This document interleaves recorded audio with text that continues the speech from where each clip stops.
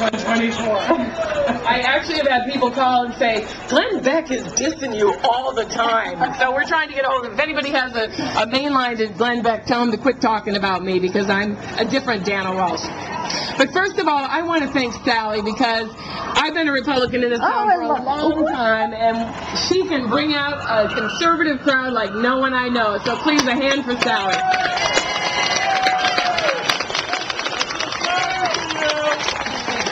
But I have a very serious message, and it's the message of my campaign.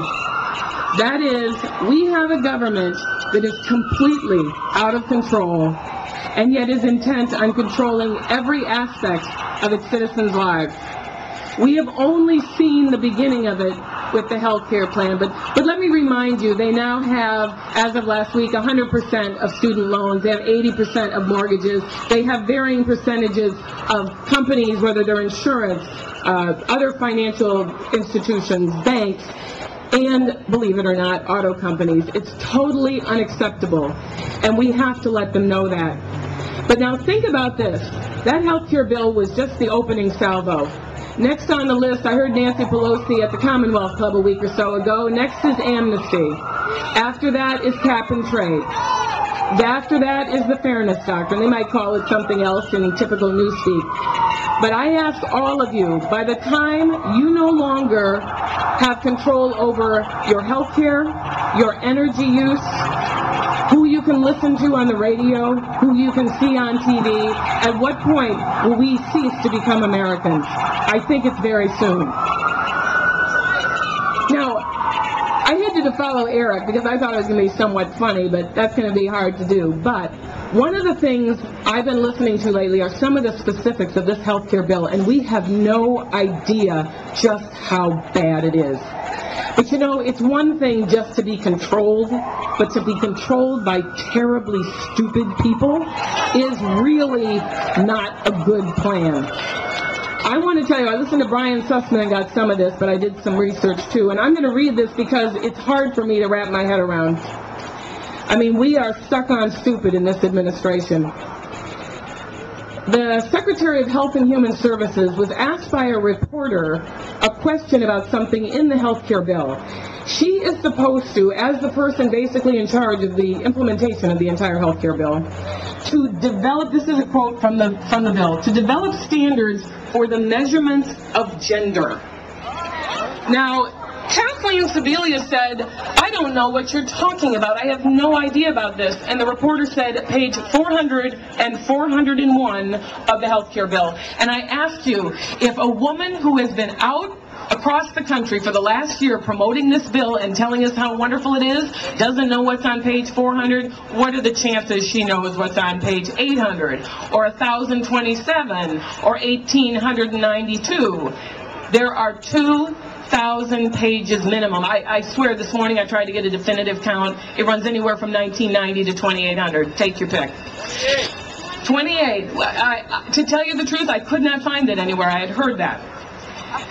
But let me tell you the second thing. This is something Sebelius really, really embraced. She was talking on the Brian Sussman show. This is what our Secretary of Health and Human Services is doing for us. She's going to take the nutritional label off the side of the cereal box and put it on the front. This is in the health care bill. So I'm saying stuck on stupid is what's happening in this bill. So I don't know what else is in there. I also thought, now the next thing she's going to say is, since you're so stupid you can't turn the box around and it's going to be on the front, at what point will we start having it in multiple languages? And so all those guys that wanted to get, like when the guy wins the Olympics, he's never going to be able to have his face on the Wheaties box because it's going to be filled with all sorts of nutritional language, nutrition in every language. And I also want to bring up something, because I think it goes to the heart of what Democrats are all about. I believe, and I don't think it's a mean-spirited feeling, I believe that English should be the official language of this country. Yeah. But let me tell you why. know, Nancy Pelosi, my opponent, she's more than happy to have immigrants' children graduate from our schools unable to speak English. She loves to have them washing dishes in her non-union restaurant. She loves to have them working in her fields. And I want to go to recent immigrants and say, you get your kids speaking English the first year they're here. They should share in the opportunity that all Americans share in. I only have 5 minutes, but I want to make a statement, too, about, it's hard to imagine, and it's kind of exciting, really, that we're going to have a primary, a Republican primary in San Francisco. It's been a long time. So it's hard to believe that there's two of us trying to displace Nancy. It's also hard to believe that I am running against a Republican who in many aspects is to the left of Nancy Pelosi.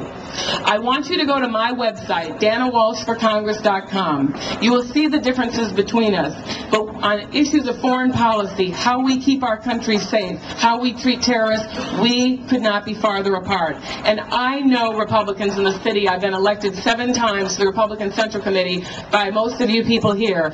And I know that you have beliefs far more like mine than my opponent. So again, I will be over at that table, but I ask for your support. This primary is going to be a tough one. And I know I am the candidate to represent conservatives like you, your views, in taking it to Nancy Pelosi and everything she stands for. Thank you very much. Thank you, Dana. Dana, nice one. All right. Okay, turn this mic, well, keep this mic on because we're going to be having another after-dark moment. So